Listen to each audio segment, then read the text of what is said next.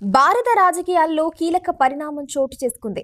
Parliament సమావేశాల సమయంలో దేశ ఉపరాష్ట్రపతి జగదీప్ ధన్ఖడ్ సోమవారం తన పదవికి రాజీనామా చేశారు. వ్యక్తిగత ఆరోగ్య సమస్యలను, వైద్యుల సలహాను కారణంగా చూపుతూ ఆయన ఈ నిర్ణయం తీసుకున్నారు. 2022లో బాధ్యతలు చేపట్టిన ధన్ఖడ్ 2027 వరకు కొనసాగాల్సిన తన 5 ఏళ్ల పదవీ కాలాన్ని మధ్యలోనే ముగించారు. ఆయన రాజీనామాతో భారత రాజ్యాంగ నిబంధనల ప్రకారం తక్షణమే ఉపరాష్ట్రపతి ఎన్నికల ప్రక్రియను ప్రారంభించవలసిన అవసరం ఉంది.